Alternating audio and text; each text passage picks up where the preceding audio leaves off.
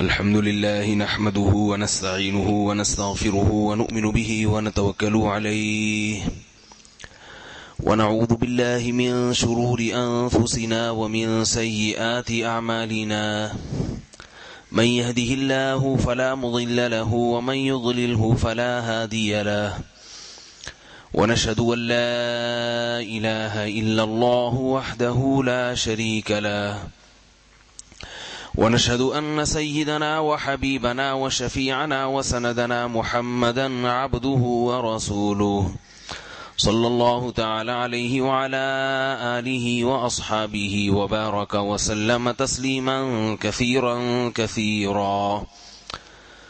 أما بعد فأعوذ بالله من الشيطان الرجيم. بسم الله الرحمن الرحيم.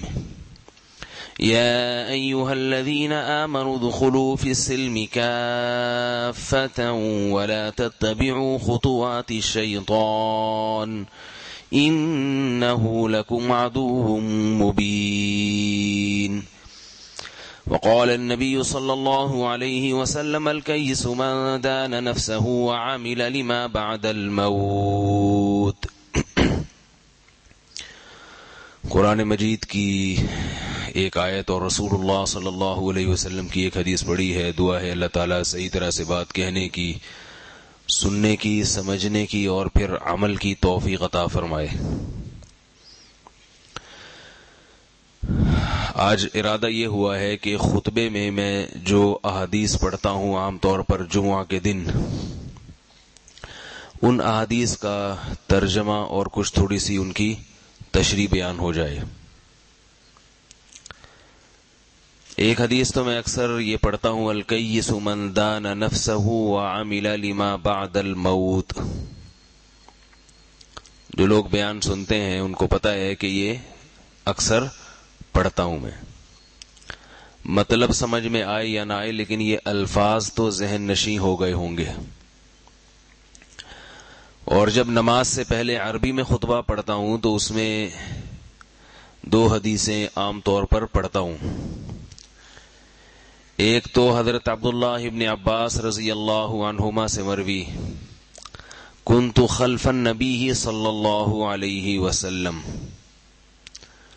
فقال یا غلام احفظ اللہ یحفظک احفظ اللہ تجدہ تجاہک وَإِذَا سَأَلْتَ فَاسْأَلِ اللَّهِ وَإِذَا اسْتَعَنْتَ فَاسْتَعِنْ بِاللَّهِ وَاعْلَمْ أَنَّ الْأُمَّةَ لَوِ اجْتَمَعَتْ عَلَىٰ أَن يَنفَعُوكَ بِشَيْءٍ لَمْ يَنفَعُوكَ إِلَّا بِشَيْءٍ قَدْ كَتَبَهُ اللَّهُ لَكَ وَلَوِ اجْتَمَعُوا عَلَىٰ أَن يَضُرُّوكَ بِشَيْءٍ لَمْ يَضُرُّوكَ إِلَّا بِشَيْءٍ قَدْ كَتَبَهُ اللَّهُ عَلَيْكَ رُفِعَتِ الْأَقْلَامُ وَجَفَّتِ الصُّحُفُ.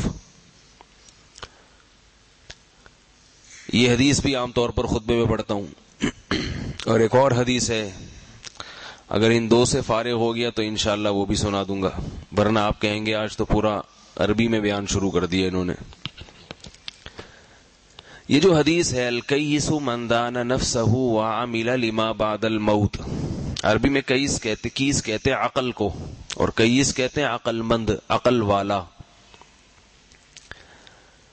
اس حدیث میں عقل مند کی ڈیفینیشن کو بیان کیا گیا ہے، یعنی عقل مند کو ڈیفائن کیا گیا ہے کہ عقل والا کسے کہتے ہیں.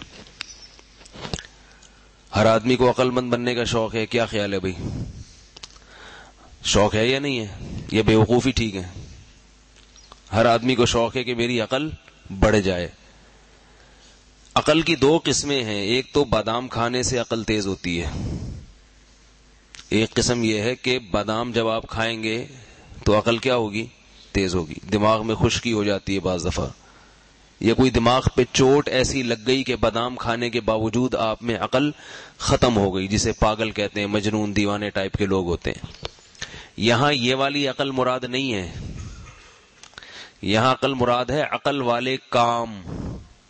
بعض لوگ بے انتہا ذہین ہوتے ہیں مگر کام بے وقوفوں والے کرتے ہیں. جب کام بے وقوفوں والے کرے گا تو اس کو دنیا بے وقوف کہے گی نا. اس کی مثال ہے، ایک آدمی کا دماغ بہت تیز ہے، ایسے اس کو کیلکولیٹر کی ضرورت نہیں پڑتی حساب و کتاب کے لیے، اتنا تیز دماغ ہے، حاضر جواب ہے. لیکن چرس پیتا ہے، ہیروئن پیتا ہے، اسے پتا ہے کہ یہ چرس اور ہیروئن میری باڈی کو برباد کر رہی ہے. تو میڈیکل سائنس تو کہے گی کہ یہ عقل مند ہے، یعنی کیونکہ وہ دماغی جب ٹیسٹ کرے گی تو کہے گی تو بڑا آئی کیو اس کا بہت تیز ہے، جو سوال پوچھو پھٹ سے جواب دیتا ہے. لیکن دنیا کیا کہے گی کہ یہ آدمی پاگل ہے، کہے گی کہ نہیں کہے گی؟ کیونکہ اس کو عقل کا یہ استعمال ہی نہیں جب کر رہا تو یہ کیا کہلائے گا؟ بولتے کیوں نہیں؟ آپ کو تھوڑی کہہ رہا ہوں، جو پیتا ہے اس کی بات کر رہا ہوں. وہ کیا کہلائے گا؟ پاگل. اور اس کے ساتھ سلوک پاگلوں جیسا ہی ہوگا. مثال کے طور پر یہ کمیشن آفیسر بھرتی ہونے کے لیے فوج میں اپلیکیشن دیتا ہے. فوج میں آپ کو پتا ہے جب کمیشن آفیسر کے لیے کوئی اپلائی کرتا ہے تو اس میں ISSB کا ٹیسٹ ہوتا ہے، اس میں IQ ٹیسٹ لازمی ہوتا ہے کہ یہ کتنا ذہین ہے. تو آپ کیا سمجھتے ہیں اس چرسی اور ہیروئنچی اگر یہ IQ اس کا اچھا ہوا تو کیا اس کو وہ رکھ لیں گے؟ بولیں گے جتنا بھی عقل مند ہے مگر کام کیسے ہیں اس کے؟ پاگلوں جیسے. اور وہ یہ چیز بھی دیکھتے ہیں کہ حرکتیں پاگلوں جیسی تو نہیں ہیں. تو نتیجہ یہ نکلا کہ ایک آدمی اگر بے وقوف ہے، یعنی دماغ اس کا کمزور ہے مگر کام عقل والوں جیسے کرتا ہے، تو اللہ کی نظر میں یہ بے وقوف ہو کے بھی عقل مند ہے. اور ایک آدمی عقل مند ہو کے کام بے وقوفوں جیسے کرتا ہے تو اللہ کی نظر میں یہ پرلے درجے کا بے وقوف ہے. اور صرف اللہ کی نظر میں نہیں بلکہ معاشرے کی نظر میں بھی، لوگوں کی نظر میں بھی، لوگ بھی اسے کیا کہتے ہیں؟ پاگل کہتے ہیں کہ نہیں کہتے ہیں؟ تو پاگل ہے، اس سے جیسے مجھے لوگ پاگل کہتے ہیں. حقیقت بتا رہا ہوں آپ کو. میں اس لیے پاگل نہیں کہتے کہ میں واقعتاً پاگل ہوں، اس لیے کہ میں کچھ باتیں ایسی کرتا ہوں جو لوگ کہتے ہیں کہ یہ عجیب عجیب سی باتیں کر رہے ہیں، حالانکہ وہ باتیں صحیح ہوتی ہیں. تو آپ مجھے پاگل سمجھ رہے ہوتے ہیں اور میں آپ لوگوں کو پاگل سمجھ رہا ہوتا ہوں. تو یہ ہو جاتا ہے میرے ساتھ. میں نے لاہور میں بیان کیا بھائی بچی کی شادی 13 سال میں کرا دو. لوگ کہتے ہیں پاگل ہو گیا، سٹھیا گیا ہے، باولا ہو گیا ہے. یہ رفیع بھائی بیٹھے ہوئے، انہوں نے ایک دن میں اس سے اشکال کیا بھائی بچی کی شادی اگر 13 سال میں کرا دیں تو ایسے ہی وہ تو پتہ نہیں کیسا سسرال ملے اس کو. تو میں نے کہا 13 سال میں کرانے کا مطلب یہ نہیں ہے کہ جیسا مرضی سسرال ملے کرا دو. صحیح لوگ ملیں تو ہے، اگر صحیح لوگ نہیں ملتے تو 40 سال میں بھی نہ کراؤ. سمجھنے بات کو؟ یہ اچھی بات ہے کہ بیان کے بعد مجھ سے لوگ اشکال کر لیتے ہیں تو پھر وہ جواب آ جاتا ہے. ہمارے اکابر کہا کرتے تھے کہ لوگوں کو سوالات کا موقع ضرور دیا کرو تاکہ بیان میں کچھ ایسی چیزیں آ جاتی ہیں جو لوگ اس کو سمجھ نہیں پاتے، پھر وہ اسی نیگیٹو ذہن کے ساتھ جاتے ہیں.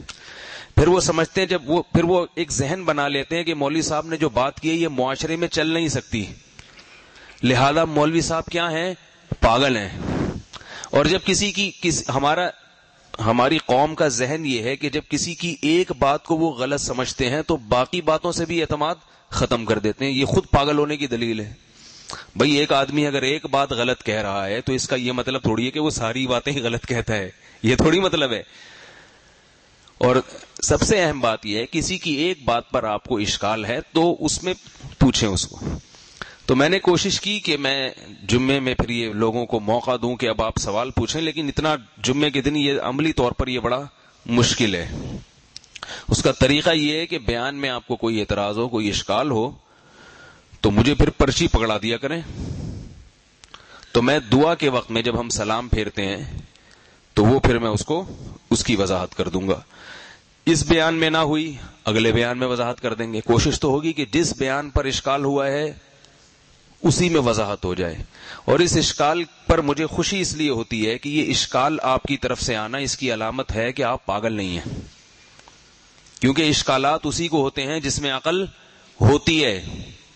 جس میں عقل نہیں ہوتی وہ چپ چاپ بیٹھا رہتا ہے، وہ کہہ رہا ہے بس سب ٹھیک ہے. ایسا تھوڑی ہوتا ہے بھائی، کچھ نہ کچھ تو.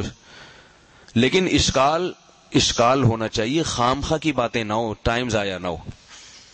جیسے امام ابو یوسف جو امام ابو حنیفہ کے شاگرد تھے، وہ سبق پڑھایا کرتے تھے تو بہت سارے طلبہ سبق کے بعد اشکالات کیا کرتے تھے. حضرت یہ آپ کی اس بات پر یہ اشکال. تو طالب علم تو جتنے سوالات کرتا ہے اس کا علم بڑھتا ہے. ایک طالب علم خاموش بیٹھا رہتا تھا. امام ابو یوسف نے فرمایا کہ یا تو یہ بے انتہا ذہین ہے, اسے میرا سبق پورا سمجھ میں آ جاتا ہے, کوئی اشکال ہی نہیں ہوتا, یا یہ بہت بیوقوف ہے کہ اس کو کچھ بھی سمجھ میں نہیں آتا, لہذا اشکال کرنے کے لیے بھی اس کے پاس کوئی چیز ہی نہیں ہوتی. تو امام ابو یوسف نے اس سے کہا کہ بھائی تم بھی کبھی کچھ سوال پوچھ لیا کرو. اس نے کہا اچھا کل پوچھوں گا, سوچ کے آؤں گا, کل پوچھوں گا. ٹھیک ہے بھائی. امام ابو یوسف نے اگلے دن مسئلہ بتایا کہ جب سورج غروب ہو تو افطار میں جلدی کرنا لازم ہے. سورج غروب ہوتے ہی روزہ افطار کر لینا چاہیے. اس نے ہاتھ کھڑا کیا, استاذ محترم ایک سوال ہے. انہوں نے کہا واہ بھائی واہ, سبحان اللہ, آج تو مسئلہ ہی حل ہو گیا. دیکھو فائدہ ہوتا ہے نصیحت کا. جی بیٹا کیا سوال ہے آپ کا؟ سب کو متوجہ کیا, بھائی ذرا اس کی طرف دیکھو, آج حضرت سوال کر رہے ہیں, کوئی بہت ہی خاندانی قسم کا سوال ہوگا آج. سوال یہ کیا کہ حضرت اگر سورج غروب ہی نہ ہو, لیٹ ہو جائے غروب ہونے میں, یعنی ٹائم تو ہو گیا ہے مگر سورج لیٹ ہو رہا ہے غروب ہونے میں, تو ہم سورج کے ڈوبنے کا انتظار کریں یا اتنی جلدی کریں کہ پھر بھی کھا لیں؟ انہوں نے فرمایا کہ تم خاموش ہی رہا کرو. تم کیا کرو؟ تمہارا خاموش رہنا ہی بہتر ہے. تو اس قسم کا سوال نہ ہو, خام خواہ کے فضول قسم کے, پہلے اس کو خود پڑھ لیا کریں کہ خود بھی سمجھ میں آ رہا ہے کہ نہیں آ رہا. تو میں اس قسم کی باتیں کرتا ہوں کہ لوگ مجھے پاگل سمجھتے ہیں, تو مجھے میرا جہاں تک خیال ہے کہ میں شاید پاگل نہیں ہوں, جہاں تک میری معلومات. ہر آدمی اپنے آپ کو تو کوئی بھی پاگل نہیں سمجھتا نا. البتہ یہ ضرور ہے کہ ہم بعض باتیں ایسی کرتے ہیں جو معاشرے سے ہٹ کریں, اور وہ کیوں کرتے ہیں وہ بھی آپ کو بتا دیں. وہ میں نے لاہور میں ایک واقعہ سنایا, لاہور کا میرا بیان ہے, وہ بھی میسج ٹی وی والوں نے اس کو اپلوڈ نہیں کیا ہے, ریکارڈ ہو گیا, اپلوڈ ہو گیا. وہ ایک تو وہ بیان ہے جو ولیمے پہ ہوا ہے, وہ تو اپلوڈ ہو گیا. نہیں ولیمے والا نہیں, اس کے علاوہ بھی ایک بیان ہوا ہے, وہ زیادہ خاندانی بیان تھا, مسجد میں ہوا ہے. وہ اپلوڈ ہوگا تو آپ سنیے گا. ایک دو اور بھی بیانات ہیں, وہاں زیادہ بیانات ہوئے ہیں, لاہور میں انٹرویو بھی ہوئے ہیں, تو وہ آہستہ آہستہ میسج ٹی وی والے اس کو اپلوڈ کر رہے ہیں. اچھا تو وہ سن لیے گا بعد میں. تو وہاں میں نے ایک واقعہ سنایا کہ بھئی ہوتا پتہ ہے کہ ابھی جو ہم جس معاشرے میں چل رہے ہیں نا, اس میں یہ نہیں دیکھا جاتا کہ صحیح کیا ہے غلط کیا ہے, اس میں یہ دیکھا جاتا ہے کہ پبلک کیا کر رہی ہے. کیا دیکھا جاتا ہے؟ لوگ کیا کر رہے ہیں, میرے ابا دادا کیا کر رہے ہیں, میرے بھائی کیا کر رہے ہیں, میری بہن کیا کر رہی ہے, میرے چاچا کیا کر رہے ہیں, میرے ماموں کیا کر رہے ہیں. تو ہمارے خاندان کی یہ پرمپرا ہے, ہمارے خاندان کی یہ پرمپرا ہے. اور پھر اس پہ شریعت کا لیبل بھی لگایا جاتا ہے, اور پھر ماحول کا لیبل لگایا جاتا ہے. بھائی رہنا تو اسی معاشرے میں ہے نا, کیسے سروائیو کریں گے جب مولوی صاحب کی باتوں پہ چلیں گے. تو یاد رکھو, میں یہ نہیں کہہ رہا ہر چیز میں ماحول سے ٹکر لیں آپ پہ, یہ نہیں کہہ رہا میں. جس ماحول میں انسان رہتا ہے اسی ماحول کے حساب سے چلنا پڑتا ہے, ہم بھی اسی کے حساب سے چلتے ہیں. یہ بھی وقت کی ضرورت ہے, آپ بالکل کٹ کے نہیں زندگی گزار سکتے. لیکن کچھ چیزیں ایسی ہیں جن میں ماحول کے ساتھ چلنا آپ کی ذرا بھی مجبوری نہیں ہے, آپ نے اپنے اوپر مسلط کر لیا ہے, اس کو خام خواہ کے مسلط کیا ہوا ہے, کوئی مجبوری نہیں. جیسے ماحول کے حساب سے چلنا کسے کہتے ہیں؟ اب لوگ میرے پاس آتے ہیں کہ رشوت دیے بغیر تو کوئی کام ہی نہیں ہوتا, رشوت دیے بغیر تو کوئی کام ہی نہیں ہوتا. کنٹینر پھنسا ہوا ہے شپ پہ, جب تک کسٹم کے آفیسر کو رشوت نہیں کھلاؤ وہ کنٹینر میں جو ہے نا وہ کلیئرنس نہیں ملے گی, وہ پاس ہی نہیں ہوگا. اب مولوی صاحب نے بیان کیا رشوت حرام, دینے والا بھی جہنمی, لینے والا بھی جہنمی. تو آپ نے کیا کیا, وہ کنٹینر وہیں چھوڑ دیا آپ نے, ٹھیک ہے نا کہ مولوی صاحب نے کہا کہ رشوت دینے والا بھی جہنمی, لینے والا بھی جہنمی, کنٹینر وہیں چھوڑ کے آ گیا. پھر آپ نے کہا چلو پڑھ لکھ کے بڑا آدمی بنتا ہوں, کہیں جاب کرتا ہوں. تو آپ نے پی ایچ ڈی کر لیا, یہ کر لیا, وہ کر لیا. اب جاب کے لیے آپ نے اپلائی کیا تو بڑے بڑے نالائق لوگوں کو مل گئی, آپ کو نہیں ملی, کیونکہ آپ کو کیا رشوت دینی پڑ رہی تھی اس کے لیے. سمجھ رہے ہو بات کو؟ تو آپ نے کیا بھائی رشوت دیے بغیر تو گزارا نہیں ہو رہا, تو لیکن رشوت دینا حرام. پھر آپ نے مولوی صاحب سے بیان سنا کہ جہیز لعنت ہے, بے غیرتی ہے, بے شرمی ہے. آپ کی بیٹیاں تھیں, ایک تو ویسے ہی آپ بے روزگار ہو گئے, بچیوں کے لیے جہیز ویسے بھی نہیں تھا آپ کے پاس, لیکن مولوی صاحب نے ادھار لینے پر بھی پابندی لگا دی, زکوٰۃ لینے پر بھی پابندی لگا دی کہ بیٹیوں کے لیے جہیز نہ لو, زکوٰۃ نہ لو. اب کیا ہوا کہ رشتہ ہی نہیں آ رہا. جس کو پتہ چلتا ہے کہ یہ جہیز نہیں دیں گے تو وہ پہلے ہی, کیونکہ اس نے تھوڑی بیان سنا ہوا ہے, یا تو آپ کے جتنے متوقع داماد تھے سب نے سنا ہوا ہوتا نا, تو وہ تو ایک الگ بات تھی, لیکن سب نے تو سنا ہوا نہیں ہوتا. سب تو ٹی وی دیکھ رہے ہیں. مولوی صاحب کو کون سنتا ہے اس زمانے میں؟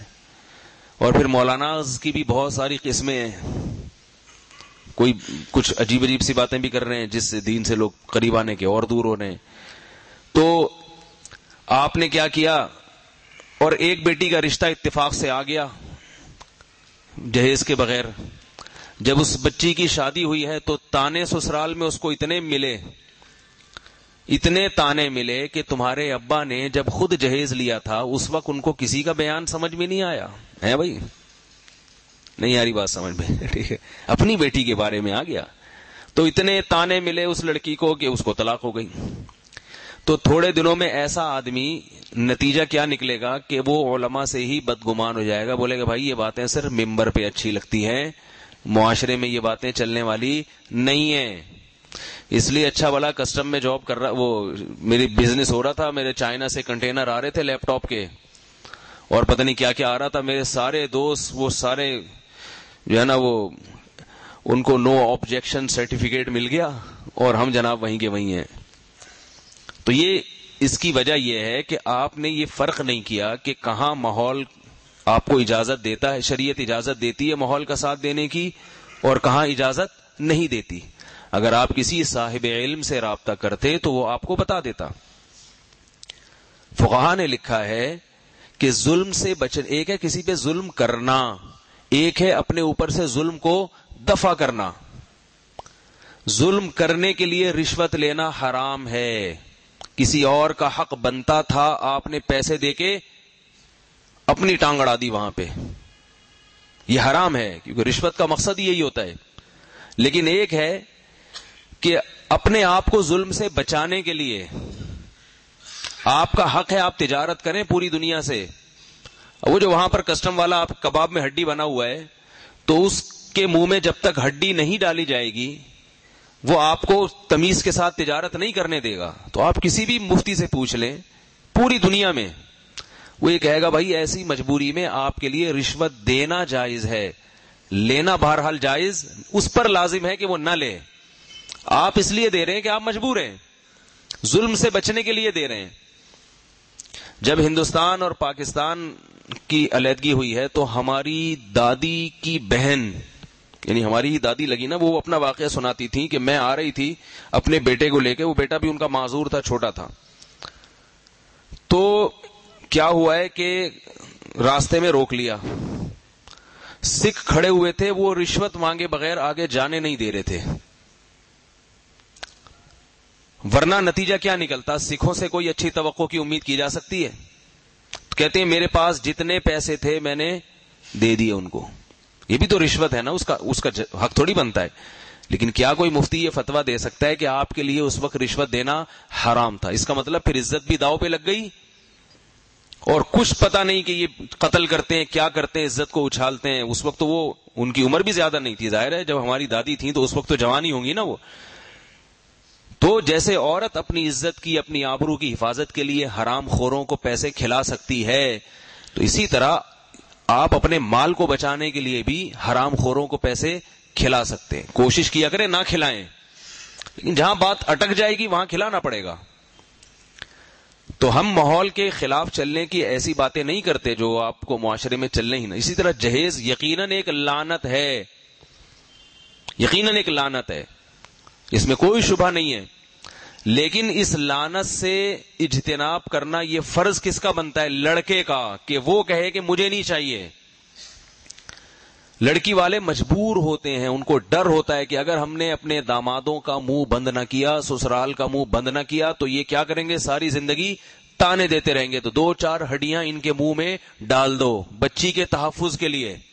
تو وہاں بھی بچی کی حفاظت کے لیے رشوت کھلائی جا رہی ہے. تو یہ جو جہیز ہے نا، اس کو رشوت سمجھ کے دیا کرو، رشوت سمجھ کے کہ اللہ ہم اس کو جائز نہیں سمجھتے مگر کیا کریں، مجبوری ہے۔ اب آپ کہیں گے اپنی بیٹی کو ہم تحفہ دے رہے ہیں اس کو رشوت کہیں ہم، یہ کیا بات ہوئی، ہم تو اپنی بیٹی کو دے رہے ہیں۔ تو میں آپ کی نیت پہ شبہ نہیں کر رہا، لیکن سارے تحفہ سمجھ کے نہیں دیتے، اس بات کو تو آپ بھی مانتے ہوں گے۔ ہر آدمی کے پاس پیسے نہیں ہوتے۔ 6 بیٹیاں ہیں کسی کی، 7 بیٹی ہیں، وہ بیچارہ رکشا چلا رہا ہے، ٹیکسی چلا رہا ہے، ریڑھی لگا رہا ہے، آپ اس کو کہو کہ وہ 2-2 3-3 لاکھ روپے کہہ رہے، کوئی پاگل پنے کی باتیں، بے وقوفوں والی باتیں یہ کہ وہ تحفے دے رہا ہے۔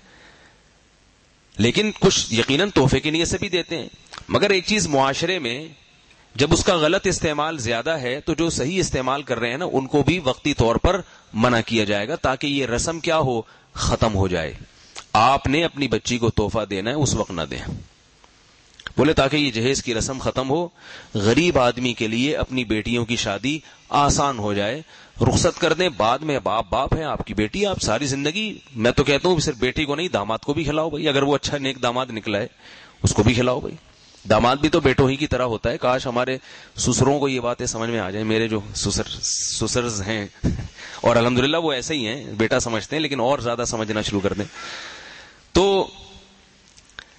وہ بھی بیٹوں کی طرح ہوتا ہے، اس کو بھی تحفہ بھی دیا جا سکتا ہے، گاڑی بھی دی جا سکتی ہے، گھڑی بھی دی جا سکتی ہے، پورا کاروبار چلا کے دیا جا سکتا ہے، اگر وہ آپ سمجھتے ہیں کہ سمجھدار ہے، ذمہ دار آدمی ہے، آپ کی بیٹی ہی کا مفاد اس سے وابستہ ہے۔ لیکن اس وقت یہ نہ کریں، یہ کام اس وقت کرنے میں اور بعد میں کرنے میں زمین آسمان کا فرق ہے۔ تبھی میں نے دیکھا ہے کہ جو اس وقت نہیں کرتے پھر وہ بعد میں نہیں کرتے، وہ کہتے اب تو موقع نکل گیا، اب دنیا نے تو دیکھ لیا نا بیٹی کو ہم نے کیا دیا، بعد میں نہیں دیتے۔ میں یہی کہتا ہوں کہ بیٹی تو بیٹی ہے بھائی، وہ تو ساری زندگی آپ کا خون ہے، ابھی دکھا رہے ہو دنیا کو، دنیا کیا کہے گی، اور بعد میں نہیں دے رہے، بیٹی کا اب خیال نہیں ہے، بعد میں دو، اور بعد میں کیش کی شکل میں دو، کیش۔ 6 لاکھ کا جہیز بنانے کے بجائے لفافے میں ڈال کے بیٹی کو 6 لاکھ چھپڑ میں پکڑا دو، اکاؤنٹ کھول دو بینک میں، بولا یہ 6 لاکھ روپے تمہارے ہو گئے، کیونکہ حالات کا کچھ پتا نہیں ہوتا۔ 6 لاکھ کا سونا لے کے دے دو اس کو، 10 لاکھ 20 لاکھ 1 کروڑ جتنی اللہ نے آپ کو گنجائش دی ہے اس کو سونا لے کے دے دیں۔ لوگ کہتے ہیں نا حالات کا کچھ پتا نہیں، تو یہ بیڈ الماریاں بیچے گی وہ کیا مارکیٹ میں جا کے جب حالات خراب ہوں گے، ہے بھائی؟ وہی بات ہے، یا تو میں پاگل ہوں یا پاگل ہے بھائی، دونوں میں سے کوئی بظاہر ایسا لگتا ہے کہ ہے۔ تو آپ بیٹی کے مستقبل بنانے کے لیے بستر کیوں دے رہے ہو اس کو، چادریں تکیے بیڈ پلیٹیں کیوں دے رہے ہو اس کو؟ مستقبل کے لیے ہمیشہ یا تو پیسہ محفوظ کیا جاتا ہے یا سونا محفوظ کیا جاتا ہے۔ بولے بھائی داماد سے کہ اگر تم گھر میں فرنیچر ڈال سکتے ہو تو ٹھیک ہے، نہیں ڈال سکتے تو ہماری طرف سے انکار ہے، اتنے غریب کے لیے ہم نے اپنی بیٹی کا انتخاب نہیں کیا۔ ہوتا ہے نا، لوگ سب سے پہلے پیسہ بھی تو دیکھتے ہیں، تھوڑا بہت تو دیکھنا بھی چاہیے، اپنی بیٹی کے حساب سے پیسہ بھی دیکھنا چاہیے کہ جس ماحول میں وہ پلی ہے داماد اس کو اسی حساب سے، تھوڑا بہت اونچ نیچ تو ہوتی ہے لیکن بہت زیادہ فرق ہوگا تو پھر معاملہ خراب ہوگا۔ تو اگر وہ اتنا غریب ہے کہ وہ بستر ہی نہیں خرید سکتا، صوفے ہی نہیں خرید سکتا، تو ایسے غریب کو لڑکی دیتا کون ہے بھائی آج کل؟ کیا خیال ہے؟ بولو بھائی پتلی گلی سے نکلو، اور اگر خرید سکتے ہو تو تم خریدو نا، میں کیوں خریدوں؟ تو اپنی بیٹی کو میں گفٹ دوں گا، وہ پھر سسرال والے پتہ ہے کیا کہیں گے؟ تو آپ اپنی بیٹی کے لیے کچھ نہیں کر رہے ہیں، ایسے ہی خالی ہاتھ رخصت کر رہے ہو۔ تو آپ ان کو بولو نہیں، خالی ہاتھ رخصت نہیں کر رہے، ہم نے اس کا اکاؤنٹ کھول دیا ہے، اس میں 25 لاکھ روپے ٹرانسفر کر دیے، لیکن وہ اس کے ہیں آپ کے نہیں ہیں، وہ اس کے ہیں وہ آپ کے۔ بولتے کیوں نہیں؟ داماد آپ کو پتا ہے کیا بولے گا؟ پاگل ہے۔ داماد آپ کو پتا ہے کیا بولے گا؟ یہ لوگ کیا ہیں؟ پاگل ہیں، اس لیے کہ وہ تو بیچارے کا سارا مزہ خراب ہو گیا نا، وہ تو یار میرا تو سارا خرچہ بچ رہا ہے۔ تو بیٹی کو آپ دیں، کیش کی شکل میں دے دیں اکاؤنٹ، اور دنیا کو بتانے کی ضرورت ہی نہیں ہے۔ لوگ پوچھے میں نے بیٹی کو کیا دیا تو آپ بولے میری بیٹی، میں جانوں میں نے کیا دیا کیا نہیں دیا، تمہیں کیا تکلیف ہو رہی ہے؟ لوگ کیوں پوچھ رہے ہیں بھائی کہ آپ نے کیا دیا؟ خامخواہ کی خارش ہو رہی ہے لوگوں کو، خامخواہ کی تکلیف ہو رہی ہے۔ اگر پھر بھی نہ مانے تو اس کو وہ کیڑے والا لطیفہ سنا دیں۔ ایک لطیفہ ہے، سنا دوں؟ اچھا نہیں ہے لیکن سنا دیتا ہوں۔ ایک حکیم صاحب تھے، ہر ایک کو کیڑوں کی دوا دیا کرتے تھے، جو بھی آتا بھائی اس کے کیڑے ہیں یہ کھلاؤ۔ لوگوں نے کہا یار ہر چیز میں کیڑوں کی دوا دے رہے ہیں، شاید کوئی ایسے جراثیم ہوتے ہوں ان کے علم میں۔ تو ایک آدمی درخت پہ چڑھ گیا، گر گیا نیچے بیچارہ، ہڈی ٹوٹ گئی پاؤں کی۔ لوگ حکیم کے پاس لے کر گئے. حکیم صاحب نے کیڑوں کی دوا دی. انہوں نے کہا ابے بھائی اس کی ہڈی ٹوٹی ہے, اس کا کیڑوں سے کیا تعلق؟ حکیم صاحب نے کہا کیڑا تھا تبھی تو درخت پہ چڑھا تھا. سمجھ رہے ہیں؟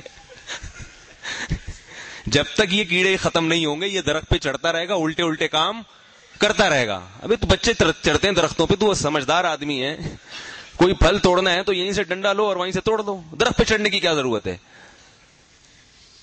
تو جب تک یہ ختم نہیں ہوگا نا, یہ بیماری جڑ سے خاتمہ نہیں ہوگا, اس وقت تک سمجھ میں باتیں نہیں آئیں گی. سمجھ رہے؟ تو داماد کو اب لوگوں کو تکلیف ہوتی ہے, وہ آ کے آپ سے پوچھتے ہیں کیا دیا بیٹی کو, کیا دیا؟ اب بولو خالی ہاتھ بھیجا ہے, ہم تو ہیں ہی غریب. میری عادت ہے میں پھر ایسی باتیں کرتا ہوں, کیونکہ بہت ٹکر لے کے نا معاشرے سے پھر آدمی پاگل ہو جاتا ہے. وہ والا پاگل نہیں جو جس پر میں بھی بیان کر رہا ہوں, دیکھنے میں پاگل, حقیقت میں عقل مند ہوتا ہے وہ. تو پھر ہم یہ بولتے ہیں نہیں ہم تو ہیں ہی صحیح, ہم تو بندے ہی صحیح نہیں ہیں. جب میں نے شادی کی تھی نا تو لوگ شہوت پرست, میں نے کہا ہم تو بندہ ہی صحیح نہیں, میں تو بندہ ہی 2 نمبر ہوں, میرے تو کام ہی یہی ہے. تب تنگ آ جاتا ہے آدمی, اگرچہ یہ اسٹائل اچھا نہیں ہے, لیکن خام میں آ کے ایک آدمی کو بھئی تم سے پیسے لے کے کر رہا ہوں کیا, میں تم سے پیسے لے کے کر رہا ہوں. تو لوگوں کو پتہ نہیں کیا مسئلہ ہے کہ دوسروں کے نجی معاملات میں ٹانگ اڑانے کا, دخل اندازی کرنے کا. تو اسی ڈر سے پھر لوگ جہیز بھی دے رہے ہیں اور یہ بھی ہو رہا ہے وہ بھی ہو رہا ہے, ساری چیزیں ہو رہی ہیں کہ یار تمہارے یہاں تو شادی اور میت میں کوئی فرق ہی نہیں پتا چلتا. تو آپ کیا کریں بیٹی کے تحفظ کے لیے, اس کو اگر آپ کے پاس پیسے ہیں تو ٹھیک ہے بھائی بیٹا میں نے تمہیں رخصت کر دیا اور یہ تمہارا اماؤنٹ ہے, کہیں اللہ نہ کرے مستقبل میں حالات خراب ہو جاتے ہیں. یہ بعض دفعہ شوہر پہ بھی غربت آ جاتی ہے تو تم اپنے میاں کے ساتھ تعاون کر لینا. شریعت میں شوہر کے کندھوں پہ خرچہ تو ڈالا گیا ہے, مگر بیوی کو اخلاقی طور پہ یہ سکھایا گیا ہے, فرض نہیں ہے اس کا مگر اخلاقی طور پہ سکھایا گیا ہے کہ یہ جب تمہارے لیے اتنا کر رہا ہے تو کبھی اس پہ حالات آ جائیں تو تم بھی اس کے ساتھ تھوڑا سا تعاون کر دو. صحابیات کیا کرتی تھی. ہمارے حضرت کے سامنے ایک واقعہ آیا کہ ایک خاتون شوہر بیمار ہوئے تو خاتون نے ان کا علاج کرایا, بعد میں ان سے پیسے مانگ رہی ہیں کہ میں نے آپ کا علاج کرایا, آپ کا پیسے نہیں تو یہ سارے واپس لوٹا دیں. ہمارے حضرت کو بڑا غصہ آیا کہ اگر بیچارہ غریب تھا, علاج نہیں کر سکا, بیوی مالدار ہے, تو اپنے پیسوں سے اگر علاج کر دیا تو واپس کیوں مانگ رہی ہے بھائی؟ تو یہ کلچر کہاں سے آ رہا ہے؟ یورپ سے آ رہا ہے. وہاں بیوی اپنا خرچہ, شوہر اپنا خرچہ. تو شوہر کی ذمہ داری ہے, مگر بیچارہ نہیں کر پا رہا تو بیوی کے پاس اگر مال ہے تو اس کو چاہیے کہ اپنے میاں اچھے میاں پہ خرچ کر دے. تو میں یہ عرض کر رہا تھا کہ ہوتا یہ ہے کہ اگر آپ کو یہ ڈر ہے کہ نہیں بھائی سسرال میں تانے اور یہ سب, پھر جیسے رشوت دینا جان بچانے کے لیے, کنٹینر چھڑوانے کے لیے جائز ہے, تو اپنی بیٹی کے تحفظ کے لیے بھی جائز ہے. پھر ایسی صورت میں خود گنجائش دیتا ہوں, بھائی دے دو یار, ان کا منہ بند کرو تاکہ مسئلہ خراب نہ ہو. تو ایسا نہیں ہے کہ ہم آپ کو ماحول کے خلاف ایسا چلا رہے ہیں کہ آپ معاشرے میں چل ہی نہ سکیں.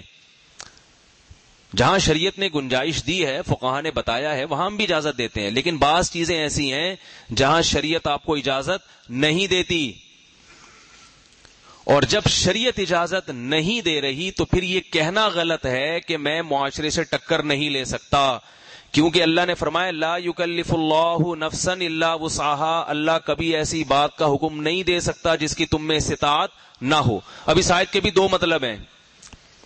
ایک غلط مطلب, قرآن جو ہے نا قرآن, اس کو لوگ اس سے گمراہی بھی پھیلاتے ہیں. غلط مطلب کیا ہے؟ لوگ کہتے ہیں بھائی اللہ تعالیٰ نے تو خود کہا ہے کہ ہم تمہیں ایسی بات کا حکم نہیں دے سکتے جس کی تم میں طاقت نہیں ہے, تو ہم میں تو اس کی طاقت نہیں ہے, لہذا بس اللہ کی طرف سے معاف ہے. ایسا نہیں ہے بھائی, یہ مطلب نہیں ہے. مطلب یہ کہ جب اللہ نے کسی بات کا تمہیں حکم دیا تو یہ اس کی علامت ہے کہ تم میں اس کی طاقت ہے, کیونکہ اگر تم میں طاقت نہ ہوتی تو اللہ اس بات کا حکم نہ دیتے. نہیں یاری بات میرا خیال ہے. دیکھو اللہ نے کہا حرام حرام ہے, کھانے کی اجازت نہیں ہے, لیکن اللہ نے کیا کہا, جب بالکل بھوک سے مرنے لگو اور کھانے کے لیے کچھ نہ ہو تو سور کا گوشت بھی کھا سکتے ہو. کہہ دیا نا اللہ نے, کیونکہ بھوکا مرنے کی کسی میں طاقت نہیں ہوتی. بھائی یہ تو بڑا مشکل کام ہے, لیکن اللہ نے کہا کہ اتنا کھاؤ کہ کمر سیدھی ہو جائے. یہ نہیں کہ اب بھوکے مر رہے ہو تو سور کے کباب اور کوفتے بنا کے فریز کر لیا آپ نے کہ جب بھی مہمان آئیں گے ہم بھی یہ کھائیں گے, اللہ نے اجازت دے دی. تو مجبوری میں اتنی گنجائش اللہ نے دے دی. تو خود اللہ نے دے دی. جہاں اللہ نے نہیں دی اس کا مطلب ہے نہیں. ایک آدمی مجھے کہنے لگا سفر میں بڑا مشکل ہوتا ہے نماز پڑھنا. یار سیٹ پہ بیٹھے بیٹھے پڑھ لو, جدھر رخ جا رہا ہے پڑھ لو. کیونکہ اللہ نے تو سفر میں خود آسانیاں پیدا کی ہیں. ہر آدمی نا افلاطون بنا ہوا ہے ہمارے معاشرے میں, بقراط بنا ہوا ہے. جب سفر میں اللہ نے اجازت دی ہے 4 کی 2 پڑھ لو, جب فرض کو آدھا کر دیا اتنی اللہ, اس کا مطلب اللہ سفر میں آسانیاں دینا چاہتا ہے. تو اب اتنا مشکل ہے ٹرین میں قبلہ تلاش کرنا, قبلہ کدھر ہے, پھر وضو کرنا, پھر کھڑے ہونا.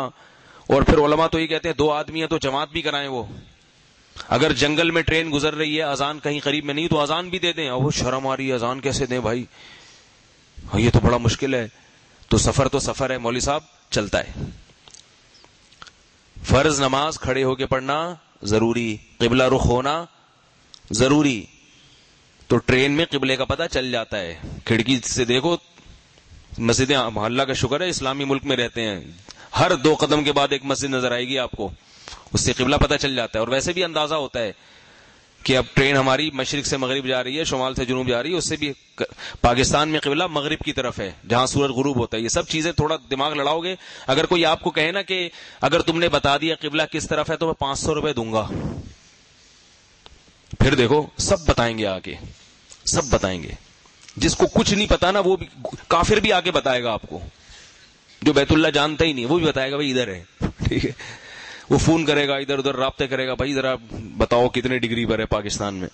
تو چونکہ نماز کی اہمیت نہیں ہے اس لیے نا قبلہ سمجھ میں آ رہا ہے, سیٹ پہ بیٹھے بیٹھے پڑھ رہے ہیں. اور یہ تو میں نے ان سے کہا کہ اللہ نے جو 4 کی 2, اچھا بعض یہ بھی کہتے ہیں یار قضا کر دو, نہیں پڑھی جا رہی تو چھوڑو, رہنے دو, قضا کر دو. ڈرائیور روک ہی نہیں رہا تو اب کیا کریں, قضا کر دو.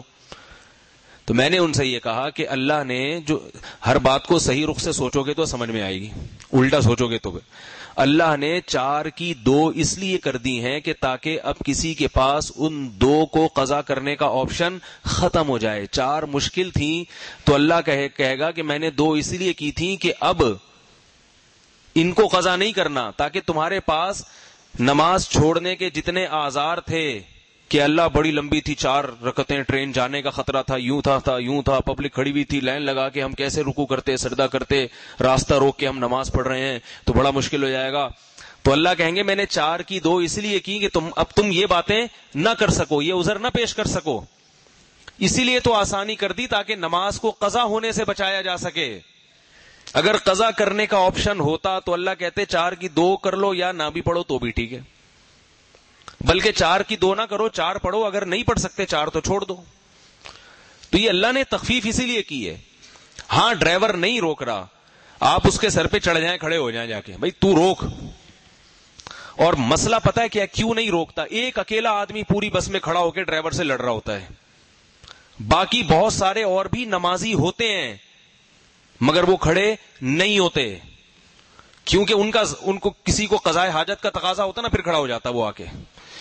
یہ کوئی اور مسئلہ ہوتا, وہ نماز کو نمازی آدمی آج کل اہمیت نہیں دیتا. نمازی کہتا ہے سفر ہے یار چھوڑو, 5-6 آدمی بھی کھڑے ہو جائیں تو وہ روکے گا, کیوں نہیں روکے گا وہ؟ قطر ایئر لائن, سعودی عرب واحد دنیا کی ایئر لائن ہے جس میں نماز کی جگہ ہے. سعودی ایئر لائن پوری دنیا میں واحد جہاز ہے جس میں باقاعدہ نماز کی جگہ ہے, جتنے چاہے نوافل پڑھو, جتنے چاہے فرائض پڑھو. اس لیے ہم کہتے ہیں سعودی عرب میں بہت ساری مثبت چیزیں بھی, بہت زیادہ خیر غالب ہے سعودی عرب میں. اس سے سعودی عرب کو برا بلا نہ کہا کرو. جماعت ہوتی ہے جہاز کے اندر, باقی دنیا کی کسی ایئر لائن میں نماز کی جگہ بولو بھائی نہیں. اور بعض جہاز ایسے ہیں جو نماز کی جگہ تو نہیں ہے مگر نماز پڑھنے دے دیتے ہیں. ایمریٹس میں آپ جائیں گے تو نماز پڑھنے دے دیں گے آپ کو, تھوڑا سا تھینک یو بھی کہہ دیتی ہے روسی, شکریہ آپ کا, یہاں مسلح ادھر, اور خشوع و خضوع سے نماز پڑھ لیتا ہے انسان.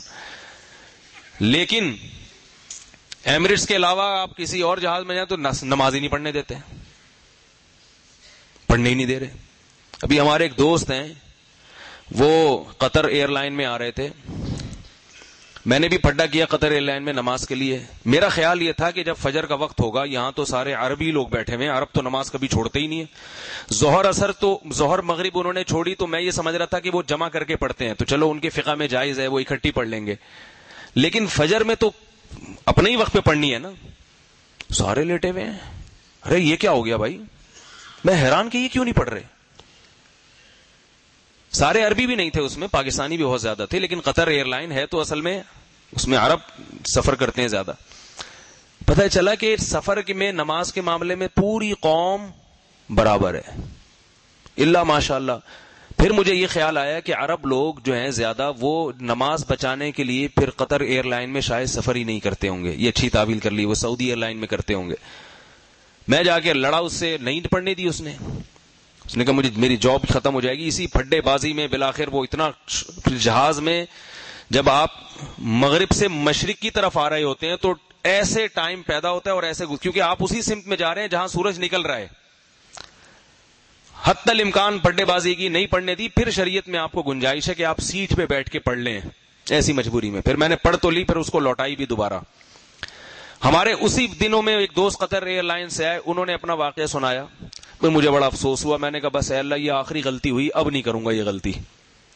انہوں نے کہا کہ میں جب نماز پڑھنے, میں نے ان سے پوچھا تو انہوں نے بتایا کہ میں جب نماز پڑھنے کے لیے کھڑا ہوا قطر ایئر لائن میں تو ایئر ہوسٹس نے منع کیا نہیں, اور وہ بھی آگے نہیں. میں نے کہا بھائی میں نے تو نماز پڑھنی ہے, میں اللہ کے حکم کو آپ کے کہنے پہ کیسے چھوڑ دوں.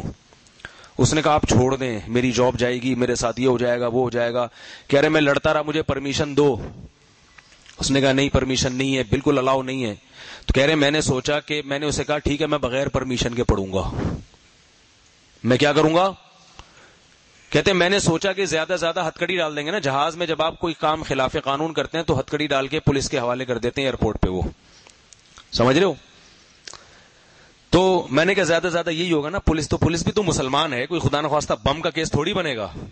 پولیس ہتکڑی ڈالیں گے تو تھوڑی دیر ایئرپورٹ پہ بیٹھ جائیں گے. چلو یہ لک بھی آ جائے گا, ایک فیس بک پہ تصویر ڈال دیں گے بھائی گرفتار. کیا ہے, اس کا بھی اپنا مزہ ہے بھائی, اس کا اپنا مزہ ہے. ہتکڑی ہاتھ میں پڑی ہو, پولیس والے کھڑے ہوں گے, بندہ ہے بھائی بندہ, اس سے آدمی کی شخصیت کا پتہ چلتا ہے. ایسا ہی نہیں ہے کہ جہاں بھی جا رہا ہے تمیز سے جا رہا ہے, تمیز سے آ رہا ہے, ایسا تھوڑی ہے. تو ہتکڑی پڑ جائے گی, زیادہ سے زیادہ یہ ہوگا. تو پھر وہ پوچھیں گے میں نماز پڑھیں گے, تو کہیں گے آئندہ نہیں پڑھنا, بولے چلو آئندہ نہیں پڑھیں گے, یہ بول دیں گے. پھر جب آئندہ آئے گے تو پھر یہی کام کر لیں گے. تو مجھے بہت افسوس ہوا کہ کاش میں نے یہ کام کیوں نہیں کیا, میرے دماغ اس طرف نہیں گیا تھا. مجھے یہ تھا کہ میں سفید پگڑی میں لمبے بال, میرے طالبان کا کیس نہ بنا دیں یہ, کیونکہ میں اس وقت بیٹھا ہوا تھا. 2-4 واقعات میں نے ایسے سنے کہ اس طرح لمبی بال والے پگڑی والے بیٹھے ہوئے, کوئی فون پہ ایسی بات کی جو کوئی ایسی نہیں تھی, لیکن ایک لفظ کو پکڑ کے ان کو اندر کر دیا جیل میں. ٹھیک ہے, لیکن اب مجھے ان کے واقعے سے میں نے کہا اب انشاءاللہ ہم بھی پڑھے گا, بولے گا بغیر پرمیشن کے پڑھے گا. اول تو قطر ایئر لائن میں سفر کرنے کا عزم کر لیا کہ جب تک سخت مجبوری نہیں ہوگی قطر ایئر لائن میں سفر نہیں کرنا. لعنت بھیجتے ہیں ہم ایسی ایئر لائن پہ, لعنت بھیجتے ہیں 100 دفعہ. میں نے کہا بیان میں بتاؤں گا تاکہ لوگ اس ایئر لائن میں سفر کرنا چھوڑ دیں اور ان کو احساس ہو کہ مسلمان نمازی ہوتے ہیں. اگر آپ نماز کے لیے مسلمانوں کو جگہ نہیں دیں گے تو آپ کے ٹکٹ کی جو فروختگی ہے وہ کیا ہو جائے گی, کم ہو جائے گی. کیا خیال ہے؟ تو نمازی بھائیوں سے گزارش ہے بس ڈرائیور سے تھوڑا سا لڑ لیا کرو کبھی, اللہ پہلے محبت سے, نہیں محبت ہے تو تھوڑا سا لڑائی جھگڑائی بھی کر لیا کرو. ایسے موقع پہ زیادہ ہاتھا پائی تک نوبت نہ آئے, پھر وہ مسئلہ خراب ہو جاتا. تو ابھی ہم جب جا رہے تھے لاہور جا رہا تھا, تو وہ بس میں ڈرائیور والے نے مغرب میں تو خود نماز پڑھائی اس نے. میں نے کہا نماز پڑھنی ہے, اول وقت میں اس نے روک دی. کنڈکٹر نے بولا, وہ جو ہوتا ہے نا کنڈکٹر بڑا تمیزدار ہوتا ہے ڈرائیور میں, اس کو کنڈکٹر بولنے کا دل نہیں چاہ رہا. اس نے کہا کہ انگلش میں تھوڑا سا بولا کہ بھائی ابھی نہیں, اتنی جلدی نہیں, آگے ہوٹل پہ. تو وہ ڈرائیور کیا بولتا ہے, حالانکہ نہ داڑھی ہے اس کی نہ نمازی ہے, کہہ رہے بھائی مغرب کا وقت بہت تھوڑا ہوتا ہے. مجھے بڑا اچھا لگا, اس کو مسئلہ بھی معلوم ہے, واقعی مغرب میں جلدی کرنا لازم ہے, دیر کرنا مکروہ ہے اس میں. پھر اس نے نماز پڑھائی, میں اٹھا, اکیلے میرے لیے روکی اس نے. نماز پڑھ کے جب میں واپس آیا ہوں, انتظار کر رہا تھا میرا, تو میں نے اس کا بہت شکریہ ادا کیا. میں نے کہا اگرچہ آپ کا ابھی روکنے کا ٹائم نہیں تھا کیونکہ ڈائیورٹ ترتیب سے چلتی ہے, اور ابھی تھوڑی دیر پہلے آپ نے روکی ہے, تو اتنی جلدی نہیں روکتے, وہ 3 گھنٹے کا اسٹے ہوتا ہے ان کا, 3 گھنٹے میں تو نماز قضا ہو جاتی. میں نے کہا آپ کا بہت شکریہ, آپ کو میں دل سے دعائیں, اور میں نے واقعی اس کے لیے دل سے دعائیں کی. اس نے کہا کہ میری عادت ہے کہ کوئی پیسنجرز میں سے ایک بھی اگر نماز کا کہتا ہے تو میں روکتا ہوں. کیوں؟ کہتا ہے میں اگرچہ نماز نہیں پڑھتا مگر میں نماز سے منع کرنے کو بہت بڑا جرم سمجھتا ہوں. سمجھ میں آ رہی ہے بات کہ یار میں نہیں اچھا کام کر رہا, جو کر رہا ہے اس کو تو کرنے دو. میں نہیں کہہ رہے دیکھو میں نے نہیں پڑھی, لیکن میں یہ ہمت نہیں کر سکتا کہ کوئی پڑھنا چاہ رہا ہے اور میں اس کو روک دوں. یہ تو کافروں والا کام ہو گیا. بہت سے کافر بھی یہ کام نہیں کرتے. ہمارے ایک دوست آسٹریلیا میں، انہوں نے بتایا کہ گورے بھی جو آدمی نماز پڑھتا ہے نا، اس کو اچھی نظر سے دیکھتے ہیں کہ چلو اچھا کام کر رہا ہے نا، چرس تو نہیں پی رہا، ہیروئن تو نہیں پی رہا، شراب تو نہیں پی رہا ہے، عبادت ہی کر رہا ہے اپنے رب کی. اب ڈرائیور چینج ہوا رات کے وقت، فجر میں دوسرا ڈرائیور آ کے بیٹھ گیا، وہ بالکل الٹا. اس کے کان میں جا جا کے چیخ رہا ہوں، بھائی روک لے نماز کے لیے، بھائی روک لے نماز کے لیے. بھائی نہیں، ٹوپیاں کرا رہا ہے، ٹوپیاں کرا رہا ہے. اب نہ پانی ہے نہ جگہ ہے کہیں، کیا کروں. بالکل جب آخری وقت میں اس نے ٹول پلازا پہ روکا تو ٹیکس، یہ واقعہ شو مارنے کے لیے نہیں سنا رہا آپ کو بھائی، صرف اس لیے سنا رہا ہوں کہ تھوڑی اس طرح سے ہمت کر لیں گے تو انشاءاللہ نماز کیا ہو جائے گی، ہو جائے گی. وہ باقی انسان ہمیشہ اپنی خوبیاں بیان کرتا ہے، اپنی خامیاں ممبر پہ بیٹھ کے کوئی بیان نہیں کرتا. تو کہیں ایسا نہ ہو کہ ایک دو واقعہ سمجھے وہ حضرت جی پتہ نہیں کتنے پہنچے ہوئے بزرگ ہوں گے، ایسا نہیں ہوتا، سب ایک جیسے ہی ہیں. تو میں نے اس کو بولا، میں نے کہا بھائی ٹول پلازا پہ تو اس نے وہ ٹیکس کے لیے رکنا تھا نا 2 منٹ، میں نے کہا 2 منٹ کے لیے یہاں روک دے، میں نیچے اتر کے یہیں پر. وہ ان کا یہ خیال ہوتا ہے پتہ نہیں اب ان مولوی صاحب کو کسی سرائے میں لے جانا پڑے گا، 1 گھنٹے کا ان کا بیت الخلا ہوگا. یہ ہوتا ہے، نکلتے ہی نہیں بیت الخلا سے، پتہ نہیں کیا استنجا کر رہا ہے، کیا کر رہا ہے بھائی تو وہاں بیٹھ کے. نماز کا بیت الخلا سے کوئی تعلق ہی نہیں ہے. واش روم میں جب آپ کو جانے کا تقاضا ہو تو نماز کا وقت ہو یا نہ ہو آپ جائیں، اور اگر تقاضا نہیں ہے تو نماز کے وقت بھی نہ جائیں. بعض لوگ کیا کہتے ہیں، جیسے ہی نماز کا ٹائم ہوا واش روم میں گھس جاتے ہیں. وہ میں حیران ہوتا ہوں یار، اگر ان کو پیشاب آ رہا تھا تو پہلے کیوں نہیں گھسے، اور اگر نہیں آ رہا تھا تو اب کیوں گئے. نماز کا بیت الخلا سے واش روم سے کوئی تعلق نہیں ہے. بہت سے لوگ نماز کا جیسے ہی ٹائم ہوگا نا، بھائی چلو بھائی نماز کی تیاری، ایک دم لیٹرین میں گھس جائیں گے وہ جا کے. ارے بھائی ابھی لیٹرین میں کیوں جا رہا ہے، وضو، نماز کا وضو سے تعلق ہے تو وضو کرو. باقی واش روم تو جب جانے کا تقاضا ہو تو چاہے نماز کا ٹائم ہو یا نہ ہو آپ جائیں. تو ہر وقت لوٹا ہاتھ ملے گے نا. نمازی بھائیوں کا امیج بہت بڑا خراب ہوتا ہے اس سے. میرے ایک شاگرد ہے، مدرسے میں پڑھتا ہے، اس کا بھائی ایک رینجرز میں آفیسر ہے. تو وہ میرا شاگرد مجھے کہہ رہا ہے کہ میرا بھائی جو رینجرز میں آفیسر ہے مجھے ایک دن تانا دے رہا، وہ لوٹے والے مولویوں، اس طرح کا، اللہ معاف فرمائے، یہ بھی طنز ہے. میں نے کہا تم لوگ بھی تو ہر وقت 24 گھنٹے میں جب لوٹے اور ناڑا ہاتھ میں لے کے گھومو گے اور ہر وقت لیٹرینوں میں گھسو گے تو یہی تانے ملیں گے نا. میں نے کبھی دیکھا ان لوگوں کو کہ خام خامے، بھائی جب ہے 1 دفعہ چلے جاؤ، یہ 2 دفعہ چلے جاؤ تو پھر جاؤ، جلدی نکلو وہاں سے. پتہ نہیں کیا کر رہا ہوگا بیٹھ کے، استنجا ہی خشک نہیں ہو رہا اس کا. تو اس کا یہ خیال تھا کہ پتہ نہیں ان کو 6 مہینے لگیں گے، غسل کریں گے، پھر طہارت حاصل ہوگی، پھر یہ ہوگا، پھر یہ.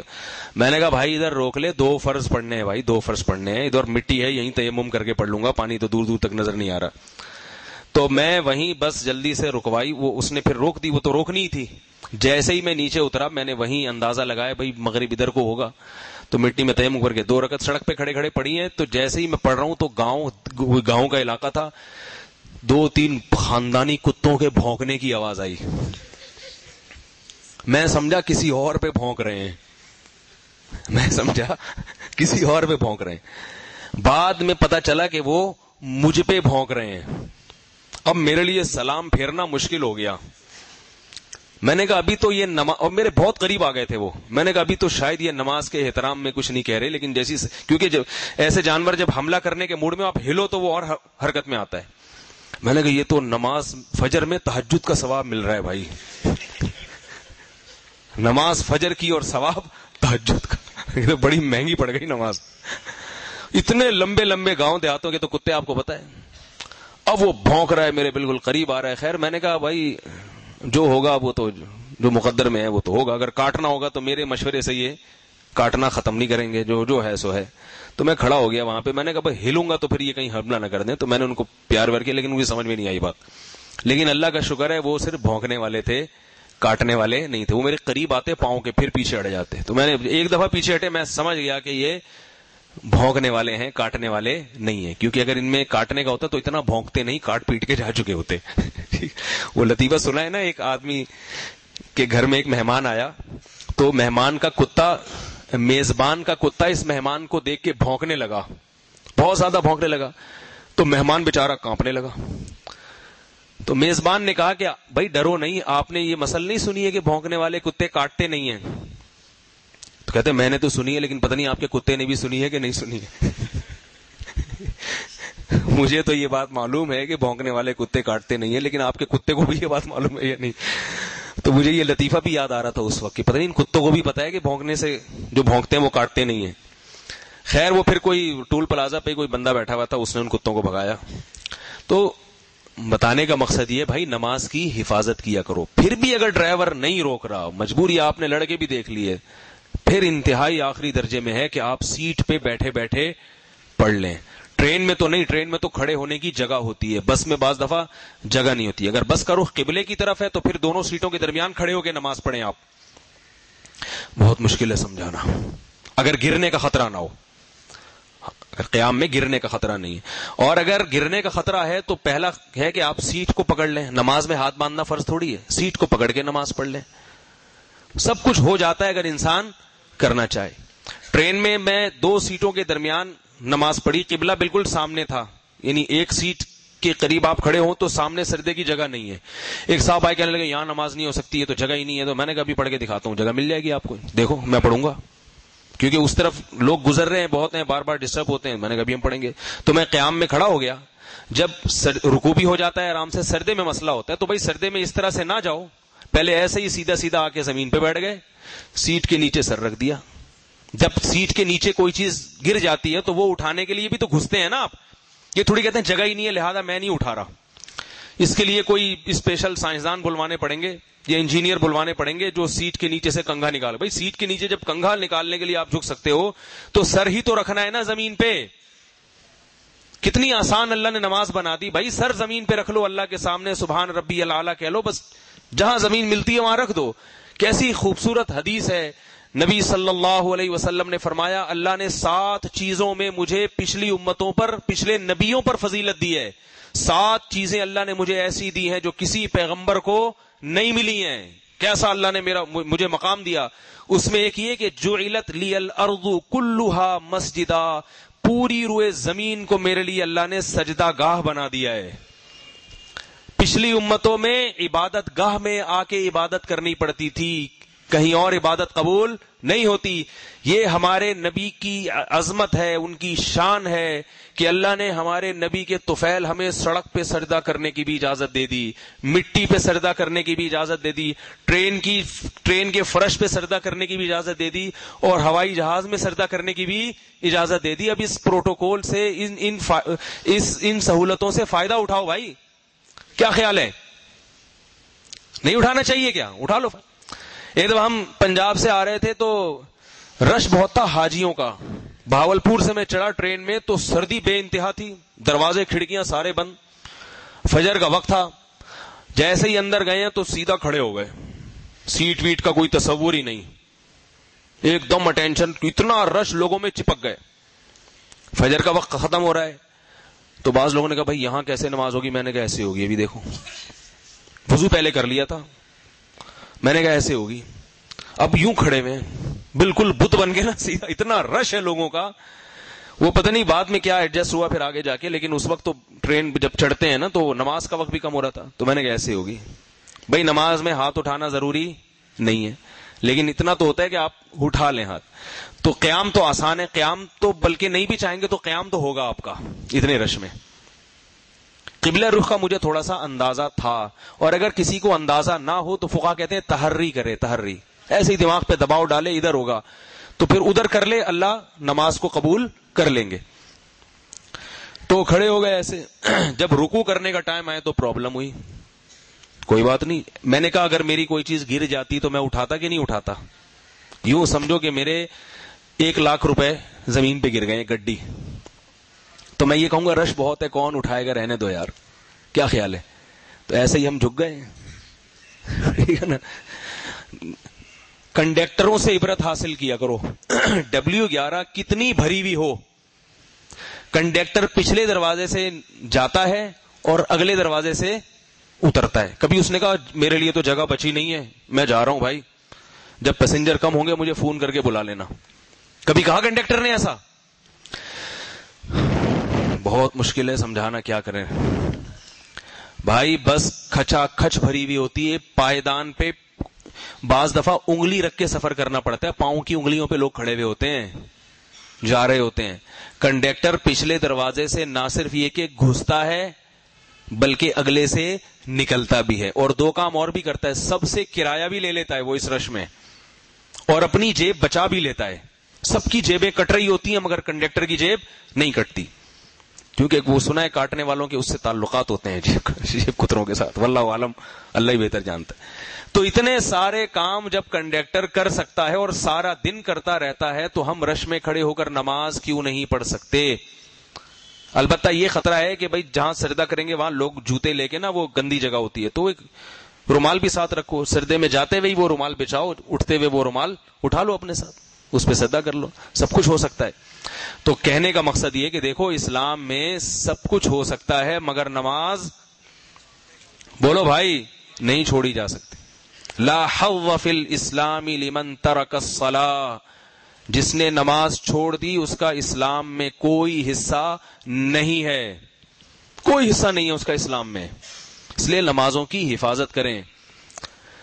یہاں بات چلی ہے سفر میں تو دو نمازوں کو اکٹھا کرنے کا مسئلہ بھی بتا دوں, اگرچہ موضوع سے ہٹ رہی ہے بات, لیکن موضوع پر آؤں گا, وہ پاگل والی بات انشاءاللہ وہ میں سمیٹوں گا جلدی جلدی. دو نمازوں کو میں نے بتایا, جیسے عرب لوگ کیا کرتے ہیں, مغرب عشاء کو ملا کے پڑھتے ہیں اور ظہر اثر کو ملا کے پڑھ لیتے ہیں. یہ مذہب جمہور کا ہے. امام مالک کا بھی یہی مذہب ہے کہ سفر میں دو نمازیں ملائی جا سکتی ہیں. امام شافعی کا بھی یہی مذہب ہے, اور امام احمد ابن حنبل کا بھی یہی مذہب ہے. لہذا جو بر صغیر کے مسلمان جو فقہ حنفی کو فالو کرتے ہیں, جب وہ سعودی عرب جاتے ہیں تو ان کو یہ بڑی مشکلات پیش آتی ہیں کہ ڈرائیور پھر ظہر کے لیے روکتے ہی نہیں ہیں. مکہ سے مدینہ جا رہے ہیں تو ظہر وہ گول کر دیتے ہیں, وہیں جا کے پڑھنا دو نمازیں. اب لوگ پھر فون کرتے ہیں, ہائے کیا کریں, یہ کیا کریں, تو نماز قضا کر رہا ہے. پھر وہ حدیثیں بھی سناتے ہیں. تو میں تھوڑے سے اس امام ابو حنیفہ کا مذہب کیا ہے اس کے دلائل بھی آپ کو مختصر بتا دوں, اور پھر شرعی حکم کیا ہے وہ بھی بتا دوں. امام ابو حنیفہ کے نزدیک دو نمازوں کو ایک وقت میں جمع نہیں کر سکتے آپ, سمجھ رہے ہیں؟ اور امام ابو حنیفہ کے دلائل بے انتہا مضبوط ہیں اس مسئلے میں, کیونکہ امام ابو حنیفہ رحمہ اللہ کی عادت تھی کہ وہ کبھی کسی حدیث کو لے کر فوراً سرسری طور پر اس حدیث کے ظاہری الفاظ کو لے کر فوراً فتویٰ نہیں دیتے تھے, وہ بہت گہرائی میں جا کے اس حدیث پر غور کرتے تھے. عرب لوگ یا فقہ حنبلی کو فالو کرنے والے لوگ جو دو نمازیں اکٹھی پڑھتے ہیں سفر میں, اس کی دلیل وہ مشہور حدیثیں ہیں جس میں آتا ہے کہ رسول اللہ صلی اللہ علیہ وسلم نے سفر میں ظہر اور عصر کو جمع کیا ہے اور مغرب اور عشاء کو جمع کیا ہے. اور بعض روایت میں یہ بھی آتا ہے کہ ظہر کو مؤخر کیا عصر تک اور پھر عصر کو مقدم کیا, اور بعض میں آتا ہے مغرب کو مؤخر کیا عشاء تک. سفر کی بات ہو رہی ہے, اور پھر مغرب اور عشاء ملا کے پڑھی ہیں. امام ابو حنیفہ کے نزدیک ان حدیثوں کا مطلب یہ ہے کہ ظہر کو مؤخر کیا عصر تک, یعنی عصر کے وقت کے قریب تک. نہیں آ رہی بات؟ اور یعنی جب ظہر کا ٹائم ختم ہونے والا تھا عین اس وقت ظہر پڑھی, اور پھر تھوڑی دیر کے بعد فوراً عصر پڑھ لی, عصر کا وقت داخل ہو گیا. اور مغرب کو مؤخر کیا عشاء تک کا مطلب یہ نہیں ہے کہ عشاء کا وقت داخل ہو چکا تھا, یعنی اور عربی زبان میں ایسا ہوتا ہے کہ کوئی چیز بہت قریب ہوتی ہے تو آپ اس کو تعبیر کر دیتے ہیں کہ بالکل اس وقت تک کیا, یہ تو اس کے قریب لے گئے, اور اس کے بعد آپ صلی اللہ علیہ وسلم نے مغرب پڑھی اور فوراً پھر عشاء کا وقت داخل ہوا تو عشاء بھی پڑھ لی.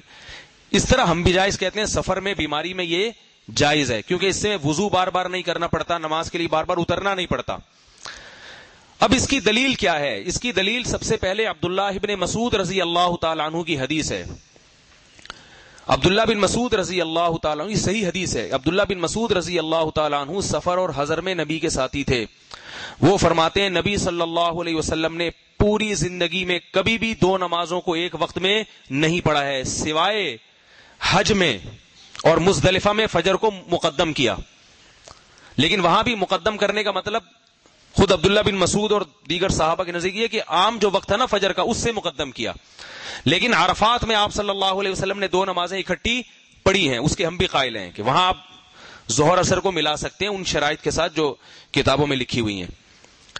عبداللہ بن مسعود فرماتے ہیں اس کے علاوہ کبھی بھی ایسا نہیں کیا, حالانکہ عبداللہ بن مسعود رضی اللہ تعالی عنہ نبی کے سفر اور حضر کے ساتھی تھے, اور فقہا میں آپ کا مقام دوسروں سے بہت زیادہ تھا, دوسرے صحابہ سے. دوسری حدیث عبداللہ ابن عمر رضی اللہ تعالی عنہ کی روایت ہے, صحیح حدیث ہے یہ بھی. عبداللہ ابن عمر رضی اللہ تعالی عنہ ایک مرتبہ سفر میں تھے تو ان کی زوجہ کا خط آیا کہ میری طبیعت خراب ہے اور مجھے زندگی سے نا امیدی ہو گئی، آپ جلدی آ جائیں گھر واپس۔ لمبے سفر پہ تھے، کسی جہادی سفر میں، تو انہوں نے قاصد کو پیغام بھیجا خط دے کے کہ میری زوجہ سے کہو ان للہ ما اخذ ولہ ما اعطى، کہ بھئی یہ موت زندگی اللہ کی طرف سے ہے، اگر موت مقدر ہے تو صبر کرو بس۔ تو پھر انہوں نے قسم دی کہ آپ کو میں اللہ کا واسطہ دے کے کہہ رہی ہوں آپ فوراً واپس لوٹیں۔ اب حضرت عبداللہ بن عمر نے فوراً ارادہ کیا کہ بھئی یہ زیادہ پریشان ہے تو میں جاتا ہوں، اب سفر لمبا تھا اور پھر آپ کو جلدی بہت تھی، فوراً چلو۔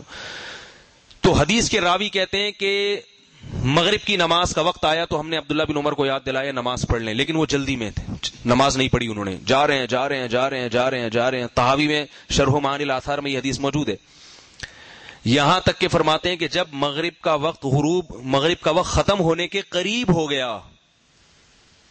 اور آسمان کی سرخی قریب تھا کہ غائب ہو جاتی، لیکن سرخی ابھی باقی تھی، آپ اترے اور آپ نے مغرب کے 3 فرض پڑھے اور تھوڑی دیر بیٹھے رہے یہاں تک کہ عشاء کا وقت داخل ہو گیا، اور پھر اسی وقت آپ نے عشاء پڑھی۔ نہیں آ رہا سمجھ میں؟ نہیں آ رہا میرا خیال ہے۔ تو اس طرح سے آپ نے نماز پڑھی۔ تو امام حنیفہ کیا کہتے ہیں کہ جس جمع کی اجازت دی گئی ہے وہ جمع یہ والے طریقے سے جمع کرنا ہے۔ اسی طرح ایک اور حدیث قرآن میں کیا آتا ہے، حافظوا ان الصلاۃ کانت علی المؤمنین کتابا موقوتا، اللہ فرماتے ہیں ہم نے مومنین کے لیے نمازوں کو مقررہ اوقات میں فرض کیا ہے، مقررہ وقت میں۔ تو کہتے ہیں یہ آیت عام ہے، سفر ہو یا حضر ہو، ہر نماز کا ایک وقت مقرر ہے۔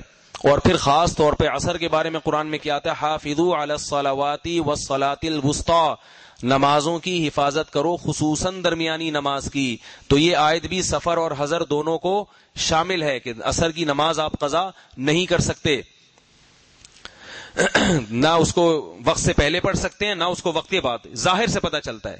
اور سب سے مضبوط دلیل صحیح مسلم کی حدیث ہے جس میں آتا ہے کہ رسول اللہ صلی اللہ علیہ وسلم نے مدینہ منورہ میں بغیر کسی بیماری کے، بغیر بارش کے اور بغیر سفر کے 2 نمازوں کو اکٹھا پڑھائے۔ نہیں یاری بات میرا خیال ہے۔ حدیث کے راوی سے پوچھا گیا کہ نبی نے ایسا کیوں کیا؟ فرمایا کہ اس لیے کیا تاکہ امت پر مشکل نہ ہو، امت پہ حرج واقع نہ ہو۔ اب سوال پیدا ہوتا ہے، یہاں بھی تو حدیث میں کیا آتا ہے 2 نمازوں کو آپ نے اکٹھا کیا ہے، یہاں سب یہی مطلب لیتے ہیں کہ اکٹھا کرنے کا مطلب کیا ہے، نماز کو مؤخر کیا قریب تک اور اگلی نماز کو اس سے پہلے تک مقدم کیا، یہ نہیں ہے کہ نماز قضا کر دی، کیونکہ اگر اس حدیث کا یہ مطلب ہو کہ نماز قضا کر دی 2 نمازوں کو ایک وقت میں پڑھا تو پھر تو بھائی ہمارے لیے بھی جائز ہے۔ کیا خیال ہے؟ ابھی ہم یہاں ظہر پڑھ رہے ہیں تو پھر عصر بھی ساتھ ہی نمٹا لیتے ہیں، جبکہ اس کا پوری دنیا میں کوئی بھی قائل نہیں ہے سوائے روافض کے، شیعہ لوگوں کے، شیعہ کے علاوہ اہل سنت میں کوئی بھی اس کا قائل نہیں ہے۔ تو ہم کہتے ہیں جہاں جیسے وہاں حدیث میں آپ تعویل کرتے ہیں کہ 2 نمازیں اکٹھا پڑھنے کا یہ مطلب نہیں ہے بلکہ یہ مطلب ہے، تو ایسے ہی سفر میں جہاں حدیثوں میں آتا ہے 2 نمازیں اکٹھی پڑھی ہے، وہاں بھی وہ مطلب نہیں ہے جو جمہور بیان کر رہے ہیں، وہ مطلب ہے جو امام ابو حنیفہ بیان کر رہے ہیں رحمہ اللہ تعالی۔ اس لیے میں بار بار کہتا ہوں کہ جن لوگوں نے امام ابو حنیفہ کو سمجھا ہے نا، پڑھا ہے ان کو، وہ کہتے ہیں ابو حنیفہ تھے۔ جنہوں نے نہیں سمجھا یا ان میں سمجھ نہیں ہے وہ پھر امام حنیفہ پہ کیا کرتے ہیں، طعن و تشنیع کرتے ہیں۔ تو اس لیے سفر میں بھی آپ ہر نماز کو اپنے وقت پہ پڑھا کریں۔ اور 1-2 باتیں اس موضوع سے متعلق، علامہ ابن قیم رحمہ اللہ تعالی جو فقہ حنبلی ہی کو فالو کرتے تھے وہ لکھتے ہیں، ان کا تو مذہب یہی ہے کہ بھئی 2 اکٹھی پڑھ سکتے ہیں۔ انہوں نے یہ بات لکھی ہے کہ سفر میں 2 نمازوں کو اکٹھا پڑھنا نبی کی سنت متواترہ نہیں ہے، یہ کام بہت کم ہوا ہے۔ عام طور پہ سفر میں بھی نبی ہر نماز کو اپنے وقت پہ پڑھا کرتے تھے، جبکہ عربوں کی عادت یہ ہو گئی ہے کہ جب بھی سفر ہوگا وہ 2 نمازیں اکٹھی لازمی پڑھتے ہیں۔ یہ خود خلاف سنت ہے، اور اس کا خلاف سنت ہونا انہی کے مسلک کے علماء اس کی مخالفت کر رہے ہیں۔ یہ تو کبھی کبھار ہوا ہے، نہیں آ رہی بات؟ یعنی جمہور بھی اس کے قائل ہیں کہ بھئی 2 نمازوں کو اکٹھا پڑھنا کوئی سنت نہیں ہے، گنجائش ہے، وہ بھی کبھی کبھار جب سخت مجبوری ہو۔ جبکہ عرب کیا کر رہے ہیں، جب بھی سفر ہوگا آرام سے بیٹھے ہوئے ہیں، کسی علاقے میں چلے گئے، لاہور گھومنے آئے ہوئے ہیں 10 دن کے لیے، 3 دن کے لیے، تو بھی 2 نمازیں اکٹھی پڑھ رہے ہیں۔ حالانکہ ایسا تو نہیں ہے، اس طرح تھوڑی نبی کی سنت تھوڑی ہے۔